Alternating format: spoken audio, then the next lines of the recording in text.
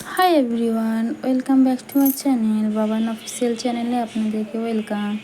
আর দেখো, আমরা চলে এসেছিলাম আমার বাপের বাড়িতে। আমার বাপের বাড়িতে যেহেতু রান্না পুজো আছে, তাই আমি চলে এসেছিলাম।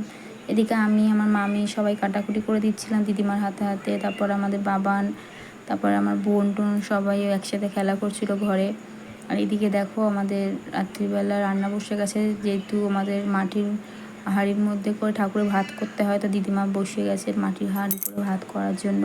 আর এদিকে আমার মা মাছ ভাজা করছে, যেহেতু আমাদের অনেক রান্না থাকে ওই জন্য ভাজাভুজিগুলো মা করে দিচ্ছিল। আর দিদিমা ওইদিকে টুকটাক করে যেইগুলো আরও সব রান্না বান্না রয়েছে সেগুলো করছিল।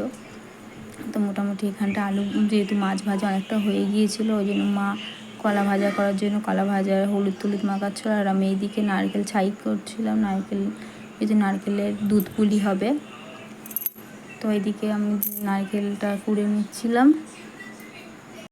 তারপর দিদিমারা সারারাত্রি রান্না করেছে, আমি ঘুমিয়ে পড়েছিলাম। আর এদিকে সকালে উঠে দেখি দিদিমা পুজোর জন্য জোগাড় করছে। আর এদিকে দেখো আমাদের কত রান্না হয়েছে, সব কিছু চাপা দেওয়া রয়েছে, ডাল, আলু ভাজা টালু ভাজা, অনেক কিছু আমাদের 9 রকম ভাজা হয়। তারপরে দেখো প্রথম ব্যাচ বসে গেছে আমাদের বাড়ির সব ছেলেরা, যেহেতু বাড়ির ছেলেরাই প্রথম দিতে হয় আমি শুনেছি, তো আমাদের বাড়িতে সব প্রথম ছেলেরাই বসে গিয়েছিলো। আর এদিকে আমার সব ভাইরা একসাথে বসেছিল খাওয়ার জন্য। দেখো আমার ভাই স্টাইল দিল একটু। তারপরে আমার দেওর, তারপর আমার ছোট ভাই আর সব ভাইরা সব খাওয়া দাওয়া করছিল। আর এইদিকে আমি একটু ভিডিও করছিলাম, ওদের পেছনে লাগছিলাম। তো দেখো ছোটো ভাই কীরকম স্টাইল দিচ্ছে।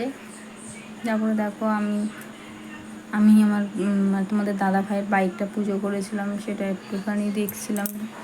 তো তারপরে তোমাদের বাবানকে দুপুরবেলা যেহেতু ঘুম পাড়িয়ে দিয়েছিলাম, তো উঠে গিয়েছে। তো ওইদিকে দেখো দিদিমা সারা রাত্রি জেগেছিলো, তাই ঘুমিয়েও পড়েছিল। আর মা আর আমাদের একটা কাকিমা এসেছিলো, মাদের কাকিমা হয় বাট আমাদের দিদা হয়, তো যাই হোক কথা বলছিল। এদিকে আমরা একটুখানি ওই ঠাকুরের সব ফটো তুলে নিচ্ছিলাম। তারপরে আমি আমার বাবুর কাছে গেছিলাম, বাবু এদিকে মিস্ত্রির সাথে খেলা করছে, ভীষণ মিস্ত্রির পেছনে লাগে। আর ও খুব নরম স্বভাবে, মানে আসব কুকুর অনেকে রাগ থাকে, বাট ওর অতটা রাগ নেই। ও খুব বাচ্চাদেরকে ভালোবাসে, আর আমার বাবুও খুব ভালোবাসে। এদিকে দেখো জোরাজোরি করছে ওকে, মানে হামি দেবে বলেও জোর করছিল।